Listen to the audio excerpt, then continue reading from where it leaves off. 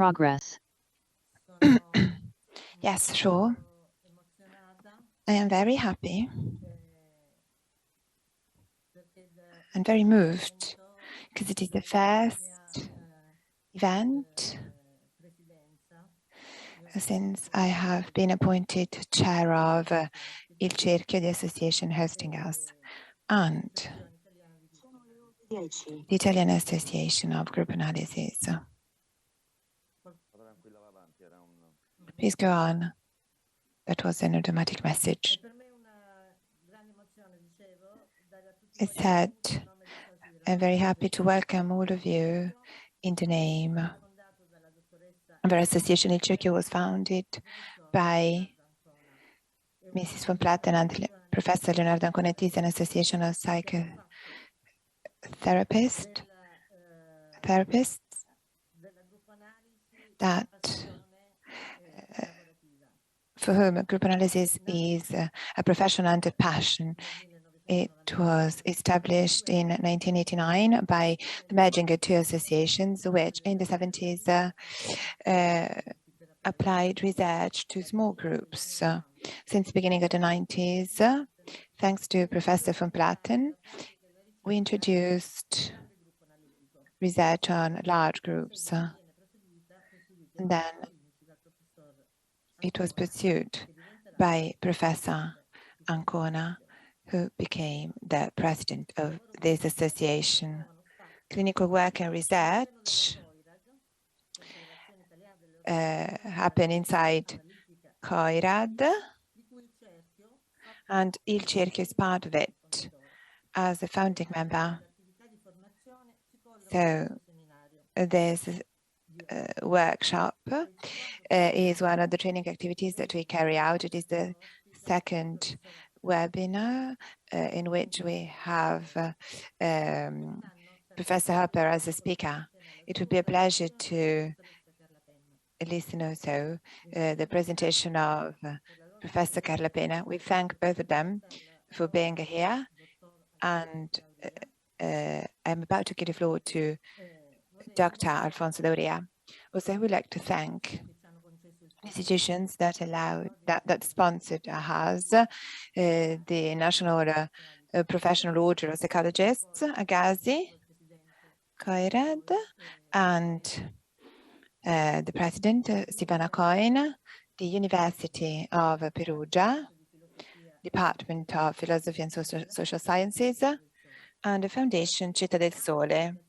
But first, I would like to thank my predecessor, Bruno, who looked after the organization of this webinar in every detail, together with Alfonso Dauria, and the previous steering committee and the current steering committee and the whole staff that has organized this. I would like to thank all of you, and I hope that this large international circle will have a fruitful day together, and I wish to all of you a lovely day and a fruitful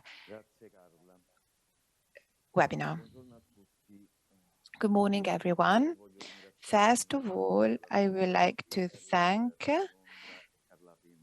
E.HOPPER and Carla Penna from London and Rio de Janeiro for being here. There are two colleagues of GASI that of international renown.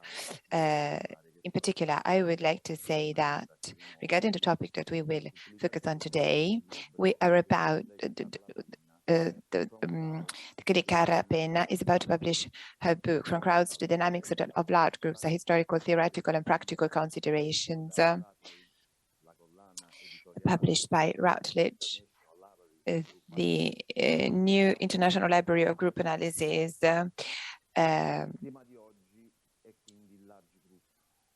project created by E.HOPPER. So today we will focus on the large group that is structured, organized, and this device, if it is well structured, can be a very useful and powerful tool that will allow a large number of people to talk, people coming from different communities, such as professional communities, cultural and national communities, just like us today. We know very well that gathering so many people and letting them speak freely does not necessarily entail a smooth communication that is rational or at all times, as it happens in a small group, but actually it generates communication chaos associated with very regressive emotions. As the Marais said, if the aim of the small group is that of getting into contact with feelings, the aim of large groups is that of learning to think.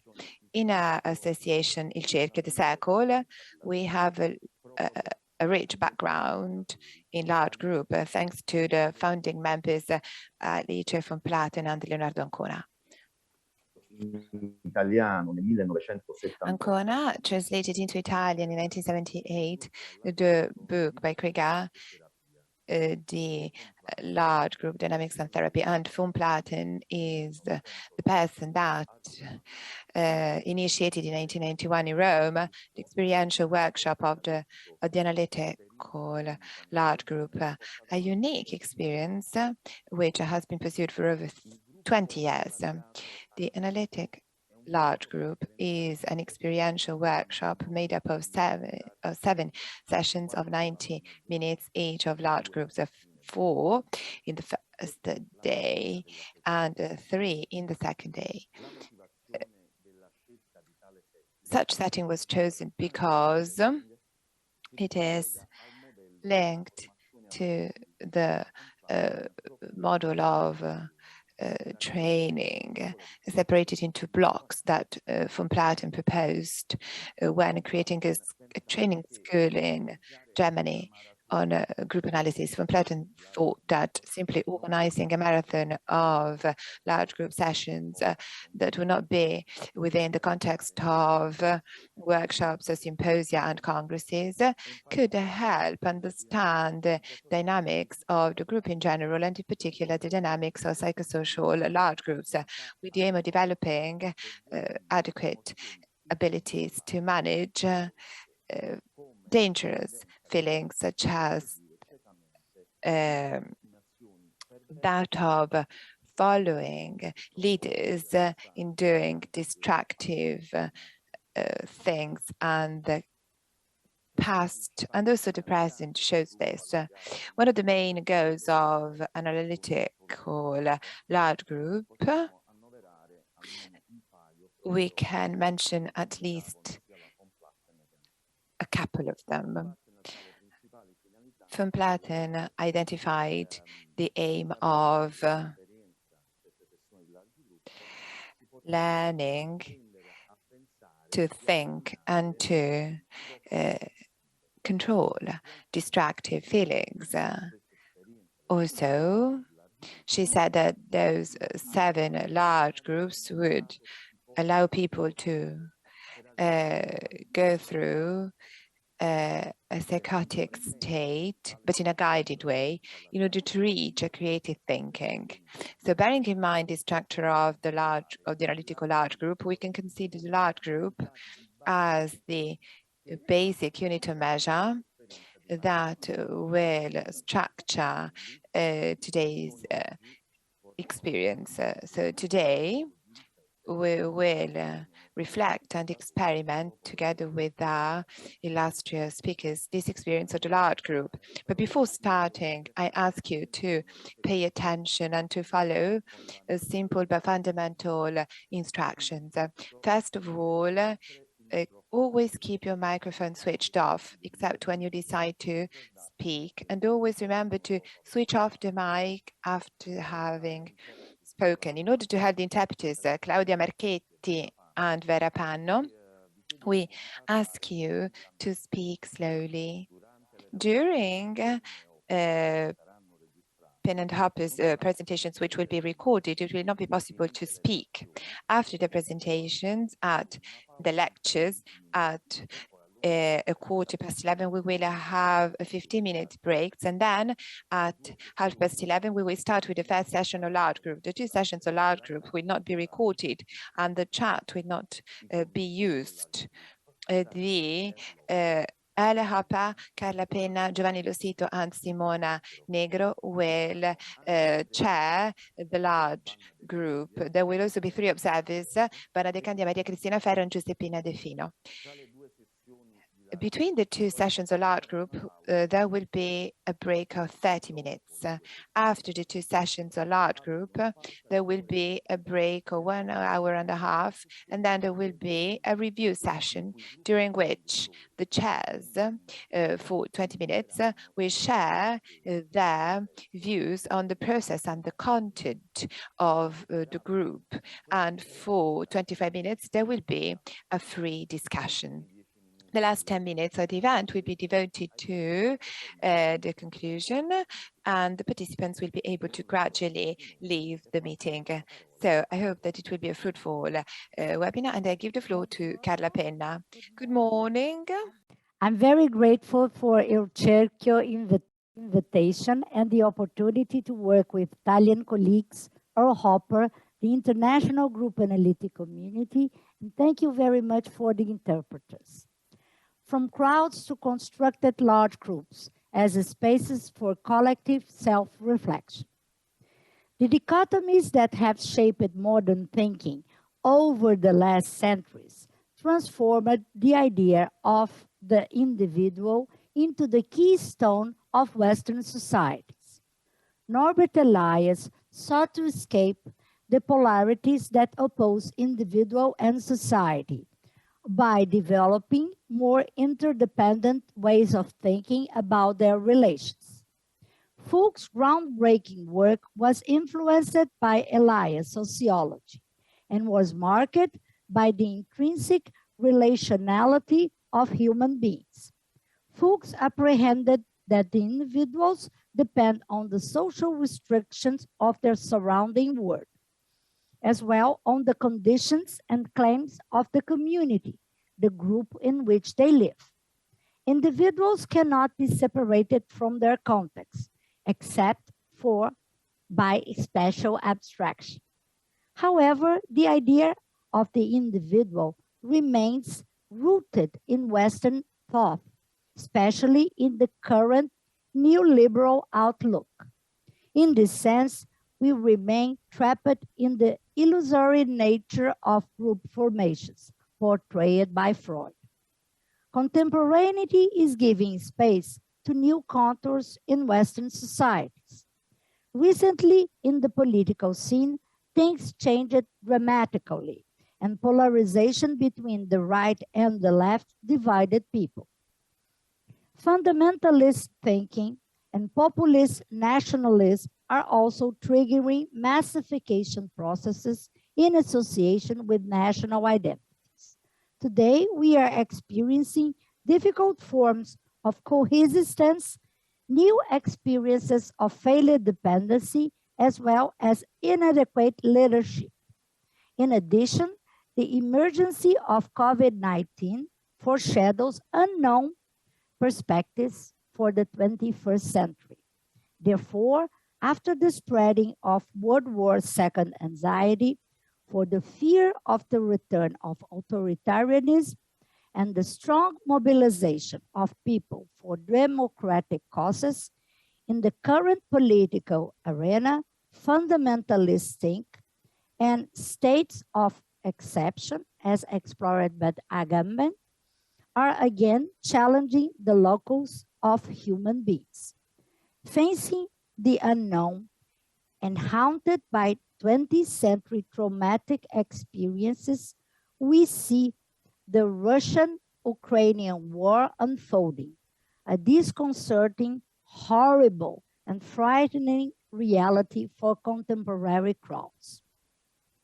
After the French Revolution, Hippolyte Taine's historiography called attention to the modern phenomenon of crowds. In 1827, Alessandro Manzoni's I Promessi Sposi di Betrothed seems to have been the first novel to portray modern crowds. In the last decade of the 19th century, when deep social, economic, and political transformations, such as anarchism and socialism, were taking place, the unconventional behavior and the potential threat of mobs and crowds drew the attention of scholars interested in deciphering their psychology. In 1891, in Italy, in the post-Risorgimento, Scipio Ciguele, a disciple of Enrico Ferri, under the influence of Lombroso's criminology, investigated criminal crowds and prison systems. His work was shaped by social Darwinism and positivism, which aimed to bring social laws into harmony with biological wars. Independently, but still in a conservative bias, French researchers such as Gabriel Tarde and Gustave Le Bon delved into the study of crowd psychology.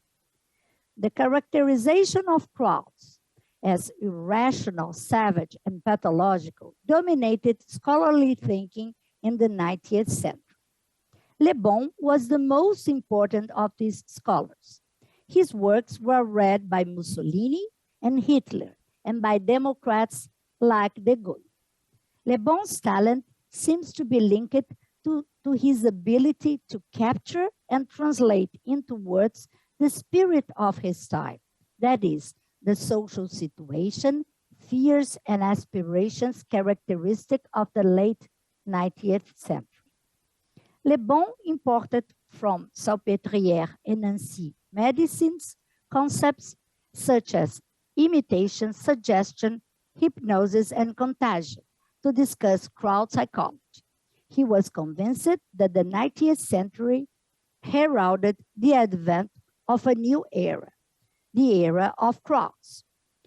Just after World War I, Freud wrote Group Psychology and the Analysis of the Ego, transforming the views that used to give importance to the hypnotic suggestive features of crowds and replacing them with unconscious processes, identifications, libidinal ties, and ideal agencies.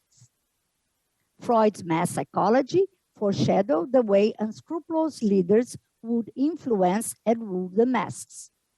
The concerns with collective behavior thus converted into the need to find ways to control and govern the masses as we see today.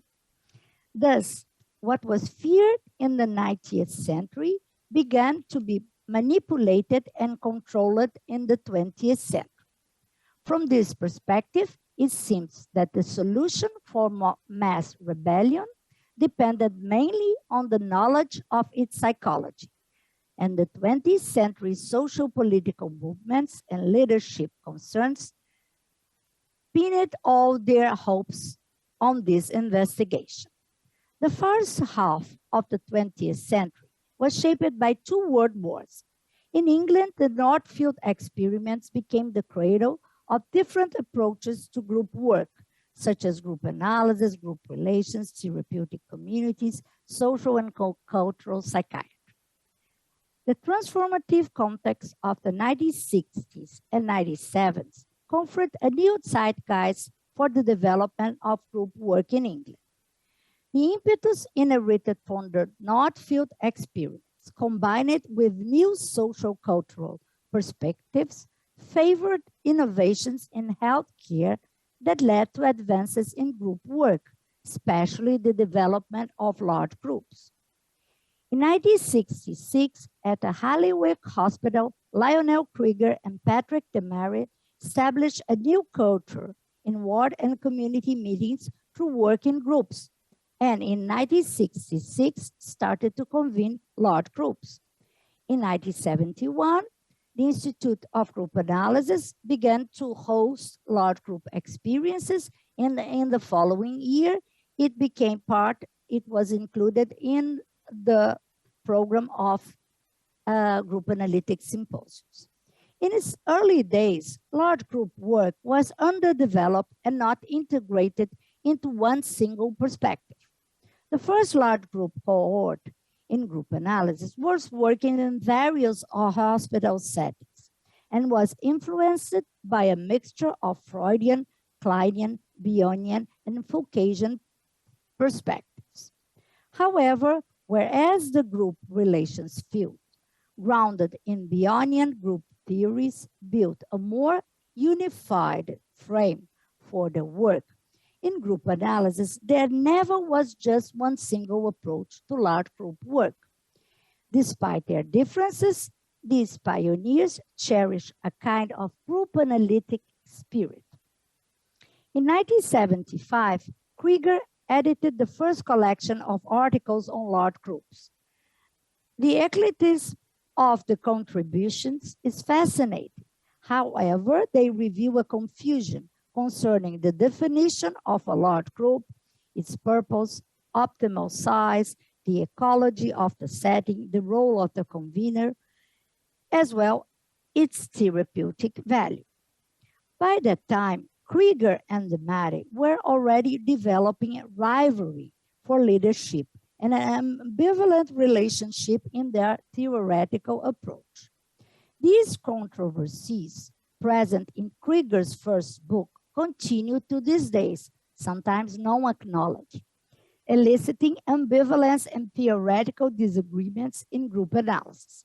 In fact, from its early days, large group work has been shaped by Fuchs' ambivalence regarding large group potential and by different theoretical perspectives on the large group approach. The group analytic large group explores the psychodynamics of artificially created large groups in training institutes, conferences, and workshops. These enable us to conduct the study of their psychodynamics as if in a laboratory. Constructed large groups offer opportunities for the study of regression, primary processes, and early phases of unconscious life, expanding the comprehension that common defenses against mental pain of denial, splitting, and projection into others have immense social consequences when used by a whole group of individuals.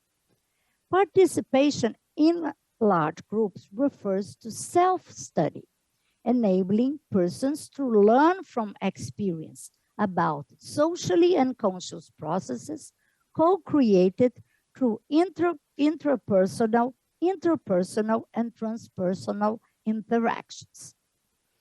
Inspired by ancient Greek amphitheaters, Demare glimpsed large group interactions. This idea has to do with the principle of koinonia, which refers to the development of impersonal fellowship, a culture of togetherness and communion.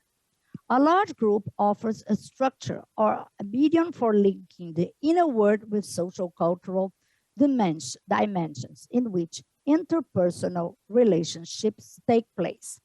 In this direction, large group work points to the possibility of humanizing society and developing citizenship through dialogue.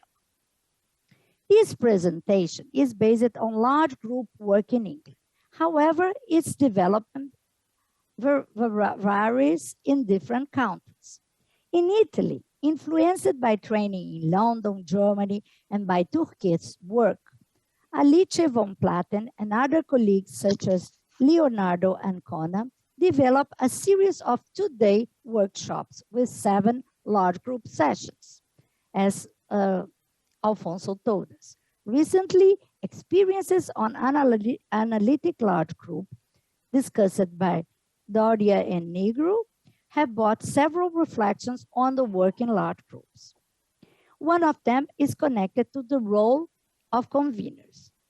In Italy, we observe the tendency to use more than 2 conveners and the presence of observers as we are experiencing in this workshop. These differences are worth being transculturally and socially and consciously explored. Large groups trigger strong emotions and frustrate libidinal needs by eliciting primitive and psychotic mechanisms, as Krieger, Tukey, Hopper, and others have investigated. However, and almost paradoxically, large group work creates safe spaces for collective self-reflection, transforming the unconscious collective processes that have previously been displayed as thoughtless behavior in the 19th century crowds or blind followership in the 20th century totalitarian masses into new forms of thinking and dialogue for persons and communities. Through large group work, it's possible to get in contact with what was socially and consciously transmitted, denied, and encapsulated, facilitating the working through of collective traumas and intergroup conflicts in the context of different tripartite matrices. Large groups also offer the opportunity to observe the fourth basic assumption of incohesion and to examine the dynamics of organizations. Like Fuchs, second-generation group analysts were traumatized by fascism and World War II. They cherished the idea of co-creating safer spaces that would contribute to preventing new forms of fundamentalist thinking. As Demare wrote, the only answer to mass violence is collective dialogue. Demare assertion epitomizes his generation's socially unconscious wish, materialized in group analysis through the large group project.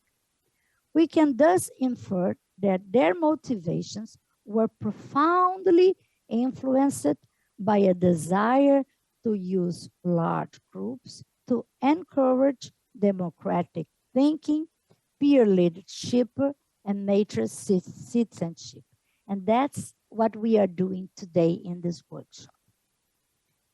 Today, large group work seems crucial to face contemporary challenges by fostering dialogue in communities that might function as an antidote against social massification.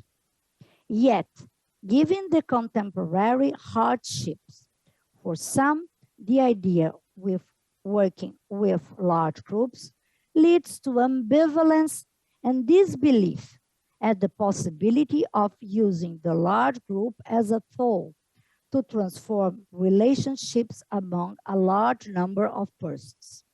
Indeed, the idea of learning from experience in large groups seems to be just a little sparkle of togetherness amidst the uncertain fellowship witnessed in the increasing incohesion process of our center.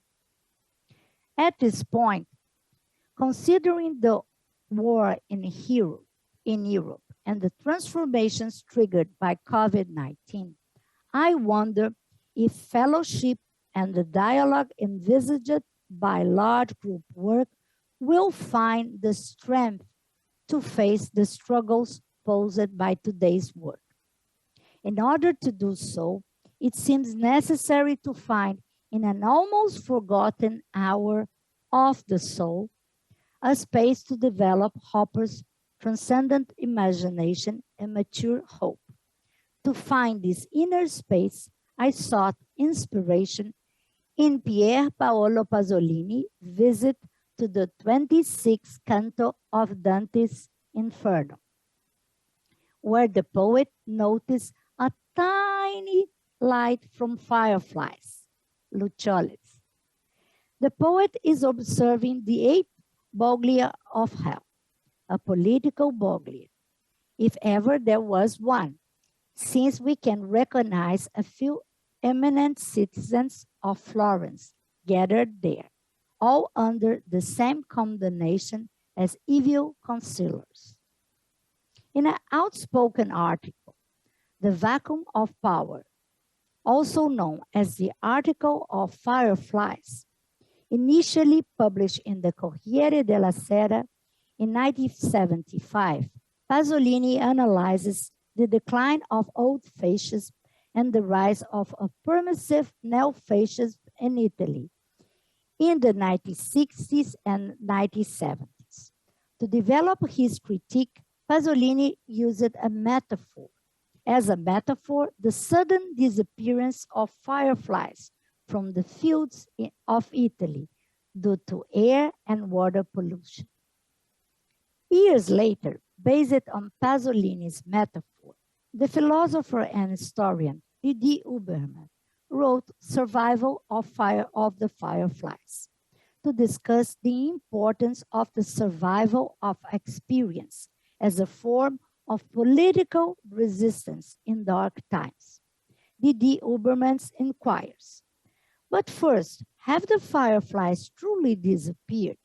Have they all disappeared? Do they still emit their wondrous intermittent signals? Do they still seek each other out somewhere, speak to each other, love each other, in spite of all the machine, in spite of the murky night, in spite of the fierce spotlights? We might imagine that because of their fragility, the fireflies would be certainly condemned to disappear. However, as D.D. Huberman highlights in a more positive way, the live firefly dance can take place only in the middle of the darkness, where it creates a dance of desire that forms a community of survival, a community of resistance. Therefore, as D.D. Huberman states, that the ability to recognize a resistance in the smallest firefly becomes a light for all thought. Throughout D.D. Huberman's ideas, it's clear how the metaphor of the surviving fireflies describes precisely the relevance and the meaning of the group analytic endeavor from the heroic times at Northfield to contemporary large group work. Group analytic professionals' attitudes and experiences, especially through large group work, represent sparkling lights of understanding and thinking to face the darkness before contemporary personal and social suffering. I wonder if, like tiny human fireflies, we could develop a bioluminescence skill to illuminate the paths of persons, crowds, and masses in the darkness of the 21st century struggles. Cherishing these hopes, I'm grateful to the Italian and the international large group community of fireflies. Thank you. Grazie mille, fire Luccioles. Grazie mille Carla per essere stata anche perfettamente nei tempi. Thank you, Carla, also for being on time. I think we can now move to Al, the presentation, to Professor Al's presentation. Okay, thank you, Carla. Good morning, everybody. And thank you for inviting me again to work with you. Gives me a chance to think about what I think about these topics, and I'm always grateful for that opportunity. Carla, I think it is a marvelous presentation, and it's great to work with you again. I think it's really important for us to acknowledge, or for us to realize, Carla and I, apart from the fact that we've been working together, we are each psychoanalysts and sociologists. And our work on large groups, but other work too, always reflects this potentially creative tension between these two frames of reference. And she and I can share a kind of vocabulary and intellectual sensitivity to these topics. Unfortunately, this morning, I think we need to say again, although Carla mentioned it, that we're starting off really within a context that's connected with where we left off when I last saw many of you a year ago on the screen, with respect to scapegoating and what I've regarded as the return of the scapegoats from their social psychic retreats in the so-called East, which I haven't regarded as a simple geographical direction, but as a social psychological state, which is a retreat. Unfortunately, and I'm sure that it permeates all of us, our thinking and our working together, and it's best acknowledged straight away. Now, I'm also pleased that Carla has acknowledged the importance of Italian work on crowds and on the constructed large group, which for various reasons, not entirely understood by me, is often somewhat split off from English and American work, certainly from American work, but also from English work, and perhaps vice versa. Although in the 60s and 70s, the large group people, of whom I was a very early member of the circle, more as a child, I feel I probably was, we were working very closely with Italian colleagues with great pleasure. But somehow or another, this has got split off. And this, maybe we can do something about bringing it back together again. But a good example of this is what Carla and I have realized in recent commentary work that we're doing on field theory, and in particular, Italian field theory. And the fact that in recent work in Italy, field theory seems to be saying exactly the same thing that group analysts have been saying pretty much since its inception in the 30s. And that's what group analysis is. It's a field theory about persons, groups, and various social formations which form their context. And it's very curious that in our profession, there should be these silos, because that's what we are. We're kind of psychoanalytical, sociological, therefore group analytical field theorists. Now, I want to clarify, although Carla mentioned it several times, I just want to put it as a matter of emphasis, that we are working with constructed large groups. Now, that's a particular kind of social formation. There are many other large social formations, and they're not really large groups, not in the English sense of the word group at any rate. A group is a very specific kind of social formation, very open to the outside and very open to persons. And it has a minimal degree of institutionalization. That's very important. Territory, hardly. If it does have territory, it's transitory. With regard to the fundamental problems of living, a large group, a constructed large group, thinks of its various kinds of subsystems as subsidiary to the work of larger social formations which form its context. It's not dealing with all sorts of fundamental problems of living. It takes for granted that other social formations are doing so. Its purpose is to do some collective, but not necessarily interdependent work. So it lends itself to populist formations and thinking about populist processes. There's a defined time and space, although it can be more open-ended than is generally realized. You can have large groups in an organizational context for quite a long time.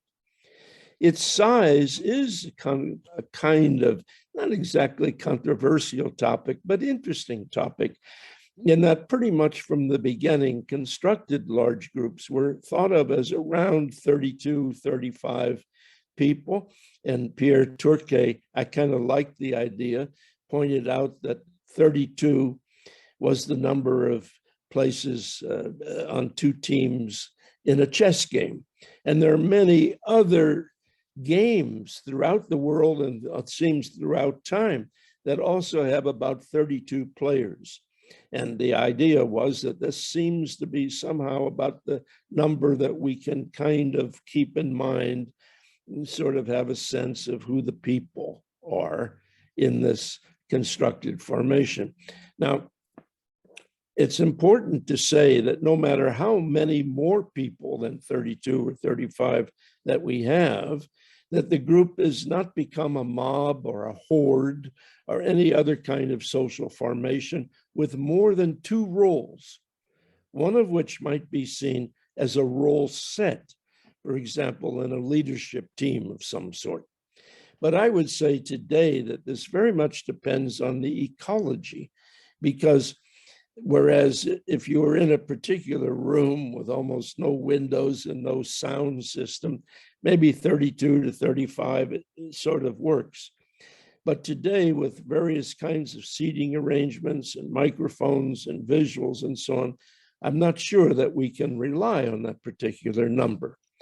Now, the important point that a point that I think is important is that large groups as such don't exist very often in social nature. They're very rare, actually. Social formations obviously are not, but large groups are. And when they do exist in nature, they're identical to their total context. For example, a tribe. You can think of a tribe as a large group, and you find that the entire tribe and the entire large group kind of coexist. But that's not the same as simply a constructed large group. Even if there's some modifications that say in a small society, you might say something, you might say, well, they form there are large group formations. Say a group of people meet together to discuss some work or to conduct prayers and so on. But by and large, it's an unusual formation. Now, in the study of large groups, I have found, and several of us have found, that systems thinking is a very useful approach. Because it allows us to study all kinds of constructed large groups, regardless of their context. And I think as we want to emphasize that in systems thinking, as in group analytical thinking, we're very preoccupied with the Borromean knot in the Lacanian sense of the tripartite matrix, involving intertwining of the foundation matrix of the contextual society, the dynamic matrix of the group itself, and the personal matrices of the participants. Now, another icon for this is the Moebius strip that Fuchs like to refer to, which stress the way in which the inside is outside and the outside is inside. So we have a Borromean knot and we have a Moebius strip as icons for the kind of systemic processes that we find central to the study of large groups. Now, I find that an unusual concept, a very modern and controversial concept of systems thinking is important. And that is that we keep in mind the dynamic open system in time and space. It's almost oxymoronic, that is to say, a contradiction in terms, because how can you have an open system when by definition they tend to be closed? And I tell you who realized this from the very beginning is Pichon-Rivière. The very notion of the dialectical spiral allows us to think constant interplay of the outside and the inside, both with regard to persons, dyads, and the group as such. And when we think of the dialectical spiral, as Carla pointed out, I'm very preoccupied with a very particular kind of time and space configuration. And that's the if and when. So it's not only what was there in the past, whether it's close or far away, but what we already begin to imagine collectively that may not yet be in social reality affected, put into effect. But what we imagine collectively is a very important piece. And you find it's very important in large group work because they're constantly, if you listen carefully, watch carefully, constructing some possibilities. And that's why the tension about political process from the outside, from the inside, and the imagination is very important. Large groups offer us a space for this consideration of the if and when. People are not always aware of it, and it's one of the important obligations of a convener. Now, to my basic point with regard to convening, I would say that it's a very personal statement that I want to make. Although the title of my talk this morning, and in a way the title of our workshop today, is about convening from a group analytical point of view. So I am not really entitled to say my point of view is a group analytical point of view, but quite frankly, I regard it as such.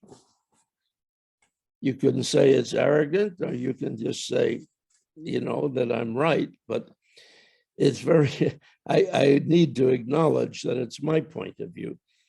And I can't say that all my colleagues share it. In fact, I'm pretty sure that they don't share it.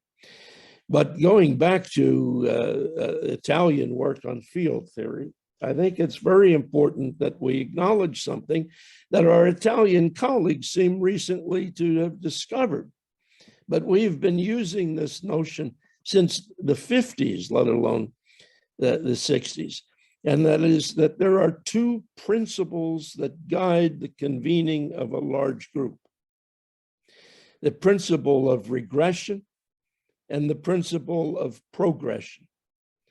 Now, with regard to the principle of regression, for the purposes of the collective study of group dynamics, we trace our work mainly to Bion and Turkey as psychoanalysts who were kind of applying psychoanalytical thinking to group formations, and to Krieger, who was also a Kleinian psychoanalyst, but who was increasingly open to sociological ideas. I know this because he was my supervisor, but his first identification was really with Turkey and Bion, and it was Krieger who actually committed Turkey's notes on the back of an envelope to his famous article in the large group book on deep regressions in group analytic work. And in terms of this particular principle, we work as interpreters of resistance, very aware of transference and countertransference processes to the convener, to the group as a whole, to other people, to subgrouping. But fundamentally, we are interpreters of resistance. We're aware of equivalence, and we're particularly aware of denial and disavowal, the two main defenses against traumatic annihilation anxieties. But basically, we are interpreters. This means that we keep ourselves fairly reticent and fairly opaque. We expect psychotic anxieties because of the deeper regression that we also, perhaps iatrogenically, are aware of and sensitive to. We assume that because of the predominance of regressive psychotic anxieties, there will be ubiquitous basic assumption processes that will dominate the proceedings. And our job is partly to make people aware of these basic assumption processes. Now, basic assumption processes occur in all group formations, but especially in large group, we're aware of what I call incohesion, aggregation, massification as the fourth basic assumption, because it's based on deeply regressed fears of annihilation following the traumatic experience of even participating in a large group where you can't be seen, can't be heard, and feel a great need for recognition. In this kind of work, we assume and need to be alerted to very frequent appearance of bizarre objects, the split off parts of individual egos which appear in the group and defy immediate understanding. It's also very important to remember something very special, and I think this is really important.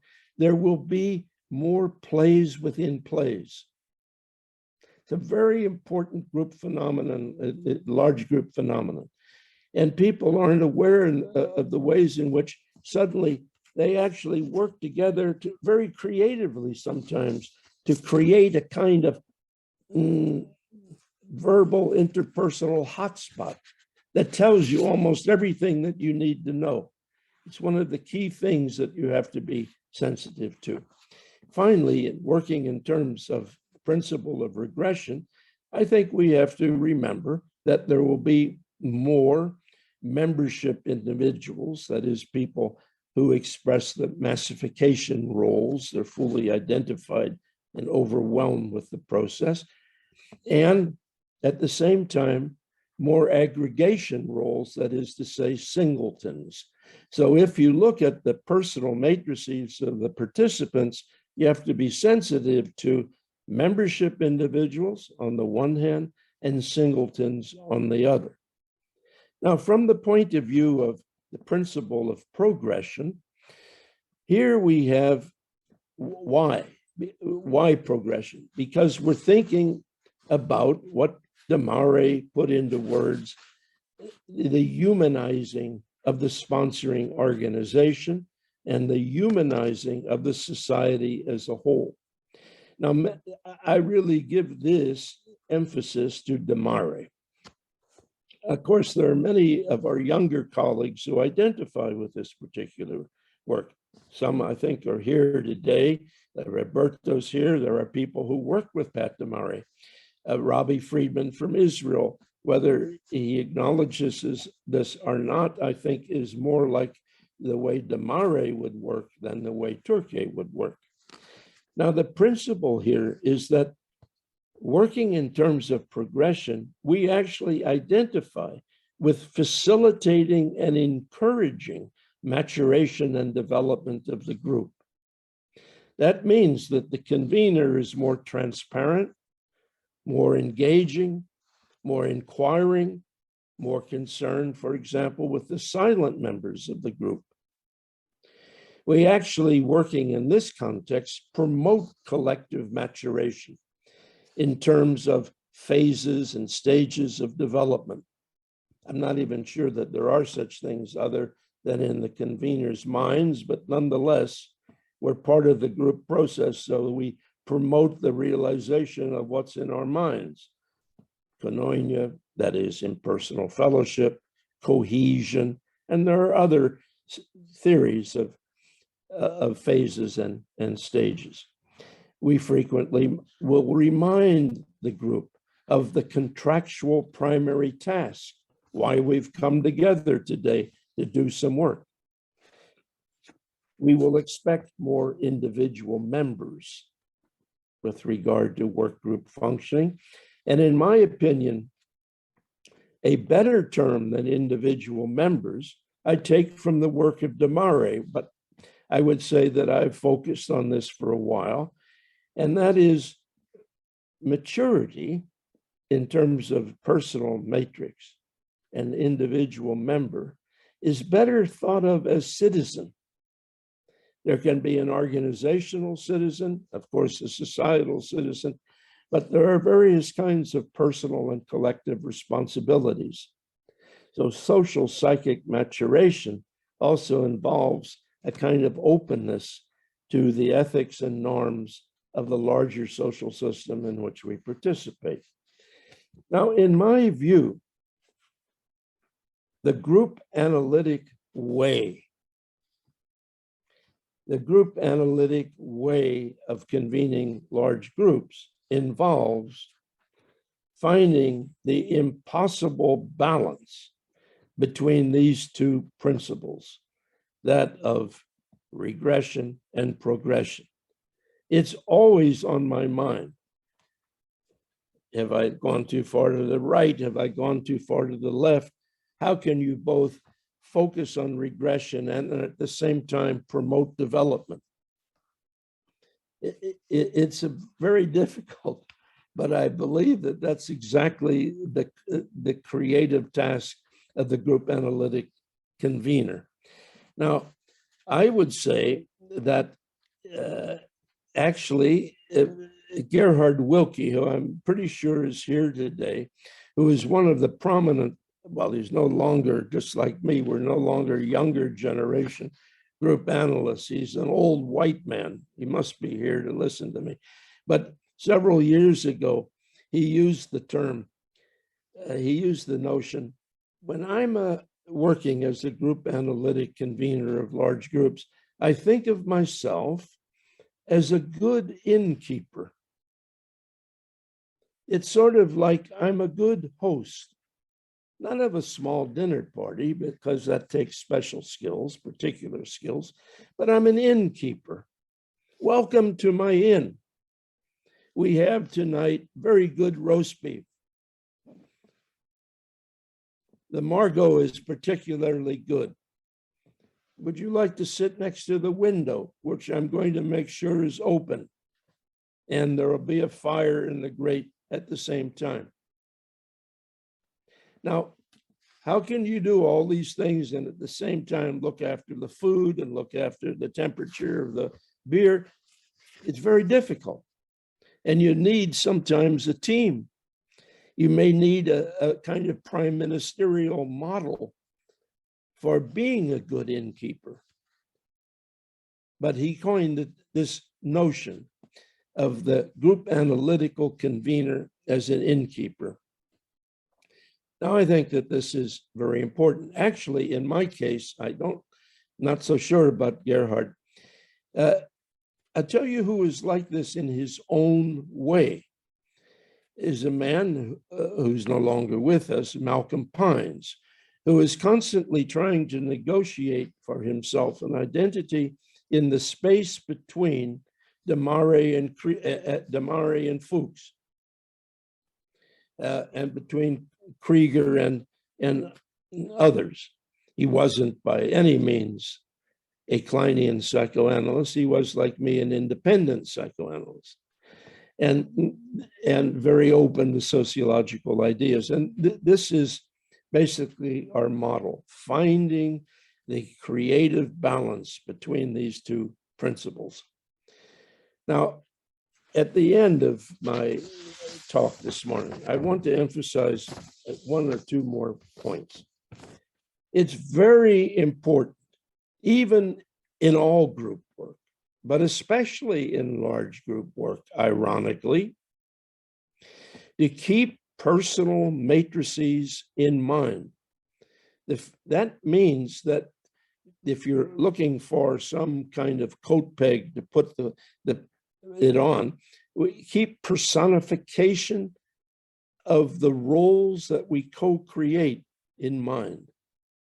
There will be certain typical roles, and certain people will constantly be coming to the fore as those who enact these roles unconsciously. And very often we can intervene with regard to individual persons as role players. And I think that this is a very important part of our work. And in large groups in particular, there will be very powerful forms of role suction, to use Reddle's term. And I think the group analytical way of working allows us to be sensitive to this particular issue. I find that the roles that are generated in incohesion, stretching between aggregation and massification and oscillating between the two, are particularly important. And that means that we can be sensitive to the emergence of people who have tendencies towards pathological malignant narcissism, for example, who become leaders of fascist fundamentalist processes in large groups. And one of the best ways of understanding fundamentalism and fascism is to understand something about how each of us, but perhaps some people more than others, have a certain valence for the enactment of this particular rule that gets generated in massification processes. Now, if we had more time, which